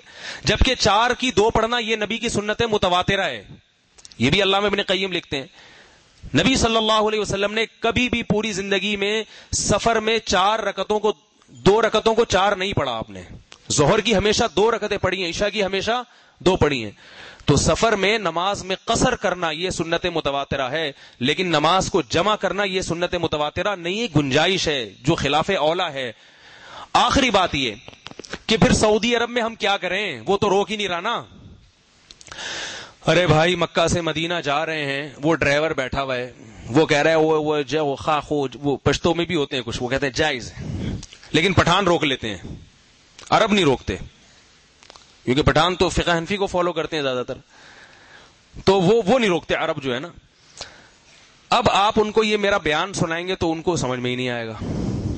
اول تو وہ اردو جانتے نہیں ہیں, اور اگر اتنا ٹائم بھی نہیں ہوتا کہ ہر آدمی ہر ڈرائیور کو کیا کرے, امام حنیفہ کے دلائل لے کے بیٹھا وہ وہاں پہ. لوگ کہتے ہیں نا بھائی ایسی بات مولوی لوگ کرتے ہیں جو ماحول میں چلتی نہیں ہے. تو دیکھو میں ایسی بات نہیں کر رہا جو ماحول میں چل نہ سکتی. میں آپ کو بتا رہا ہوں کہ اس مشکل سے آپ کیسے نکلیں گے, تاکہ ہم ایسی بات کریں جو آپ عملی زندگی میں اختیار بھی کر سکتے ہو. یا جو لوگ سعودی عرب میں رہتے ہیں وہ لانگ روٹ پہ سفر کرتے ہیں, مدینہ سے دمام جا رہے ہیں اور بس میں جا رہے ہیں, تو پھر ان کے بس میں ڈرائیور کو روکنا نہیں ہوتا. آپ اس کو سمو کہہ رہے ہیں بھائی اس کو بیچارے کو کیا پتا فقہ حنفی کیا ہوتا ہے, شافی کیا ہوتا ہے, وہ تو یہ تو بہت گہرے علوم کی باتیں ہیں. وہ تو کہتے ہیں سب مسلمان ہیں, اور واقعی سارے مسلمان ہیں, مسائل میں اختلاف ہونا ایک الگ چیز ہے. تو اب آپ اس کو سمجھائیں گے تو اونٹ کو رکشے میں بٹھانا آسان ہے, ڈرائیور کو سمجھانا, اور وہ بھی عربی ڈرائیور کو سمجھانا یہ مشکل ہے. عربی کو تو سمجھانا ویسے ہی مشکل ہے. میں مکہ سے مدینہ آ رہا تھا, ہم لوگ نے پرائیویٹ گاڑی لے لی, اس کے بعد پچھتائے, میں نے فون کر کے اپنا وصیت نامہ لکھوایا باقاعدہ گھر میں. اتنی اسپیڈ سے بھگائی ہے اس نے گاڑی, نمبر پلیٹ پہ اس نے چادر چڑھا دی تاکہ وہ کیمرے میں گاڑی کا نمبر پلیٹ نہ آئے. جو ہے نا وہ انتہائی حد رفتار سے اس نے تجاوز کیا, اور نمبر پلیٹ پہ پہلے کوئی چادر لگا دی تاکہ وہ کیمرے سے نمبر پلیٹ ٹریس ہو جاتی ہے نا, پھر وہ جرمانہ لگتا ہے, وہ لگائی, کوئی دیکھا ہی نہیں. پھر اس نے اتنی بھگائی ہے اس نے گاڑی, ہم نے کہا بس ابھی مرے. یہ ایک اندر سے خوشی تھی, چلو مدینہ جاتے ہوئے مر رہے ہیں, تھوڑا سا یہ بھی ہو رہا تھا. میں نے باقاعدہ گھر اس وقت فون کیا, جو وصیتیں رہ گئی تھیں وہ میں نے لکھوائیں. گھر والے ڈر گئے کہ پتہ نہیں کیا بم پھٹا ہے, کیا ہوا ہے. تو میں نے کہا میں بعد میں ڈیٹیل بتاؤں گا, بس دعا کرو. واقعتاً یہ حالت ہو گئی تھی, اتنا بھگا رہا. ان کو بات سمجھانا, اونٹ کو رکشے میں بٹھانا ہے. وہ تھوڑی ہر نماز اپنے وقت پہ پڑھے گا. وہ تو شکر ہے ہمارے یہاں نماز کا ٹائم درمیان میں آیا نہیں, فجر سے لے کے ظہر تک کے درمیان میں ہم پہنچ گئے تھے ظہر سے پہلے. لیکن ایسی کنڈیشن ہو, یا یہ کہ بس میں آپ ہوں, ڈرائیور کو روکنا تو ٹیکسی میں تو آسان ہے, مگر بس ڈرائیور کو روکیں گے پوری قوم احتجاج کرتی ہے, وہ سارے تھوڑی فقہ حنفی کو فالو کرتے ہیں. تو ایسی مجبوری میں پہلے تو آپ اس کو سمجھائیں بھائی ایسا نہیں ہے, روک لو یار, روک لو. نہیں روکتا تو پھر فقہا نے لکھا ہے کہ اچھا یہ کہہ رہے ہیں پیسے, ہاں پیسے بھی دے دو اس کو, چلو ایسے موقع پہ دے سکتے ہیں پیسے, یار یہ 100 ریال پکڑ, نماز, بڑا ٹیکنیکل پوائنٹ بتایا انہوں نے, اس کو پیسے پکڑا دیں, رشوت دے دیں اور نماز پڑھ لیں آپ, یہ بھی ٹھیک ہے. پھر بھی نہ مانے تو پھر فقہا نے لکھا ہے کہ ایسی مجبوری میں امام شافعی کو فالو کیا جا سکتا ہے. وہ بھی بہرحال مجتہد تھے, ٹھیک ہے نا, ہم اعتدال کے قائل ہیں. ہم ایسا نہیں ہوتا کہ کسی مسلک کو بیان کریں اور دوسرے پر کو کہیں کہ یہ بالکل ہی اسلام سے خارج ہے. امام شافعی, امام احمد بن حنبل وہ بھی مجتہدین ہیں.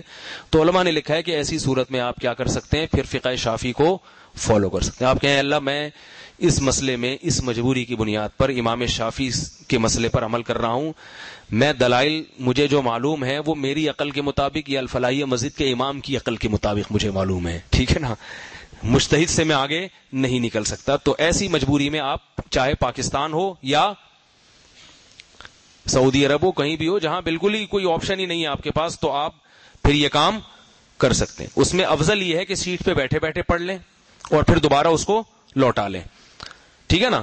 اور اگر وضو نہیں ہے تو پھر سیٹ پہ بیٹھے بھی نہیں پڑھ سکتے, پھر تیمم کی بھی وہاں کوئی چیز ہی نہیں ہوتی جس پہ آپ تیمم کر سکیں. تو پھر ایسی صورت میں آپ فقہ شافعی کو یا فقہ حنبلی کو فالو کر سکتے ہیں. جیسے حرم میں ہم 3 وتر پڑھتے ہیں نا امام حرم کے پیچھے, تو وہ امام حنیفہ کے نزدیک اس طرح سے وتر جائز نہیں ہے, لیکن بھائی چلو وہ بھی مسلمان ہیں, کیا خیال ہے, ٹھیک ہے نا, تو ان کے پیچھے پڑھ لیتے ہیں کہ تاکہ امت میں اختلاف نہ ہو. یہ نہ ہو کہ حرم میں ان کے وتر الگ ہو رہے ہیں, ان کے وتر الگ ہو رہے ہیں, تو ایسا نہ ہو بھائی ایک ہی جگہ کھڑے ہو کے سارے شرافت کے ساتھ پڑھ لیں. تو ایسی مجبوری میں گنجائش ہے. وہ جو میرا بیان تھا, جو پاگل والا بیان ابھی میں نے شروع کیا تھا کہ پاگل کون ہے, وہ اگلے ہفتے انشاءاللہ اس کو کمپلیٹ کریں گے. کیا خیال ہے جی؟ ہاں وہ 7 چیزوں میں پھر لمبی حدیث ہے, وہ پھر کسی اور وقت بیان کروں گا. اللہ تعالیٰ سمجھنے کی عمل کرنے کی توفیق عطا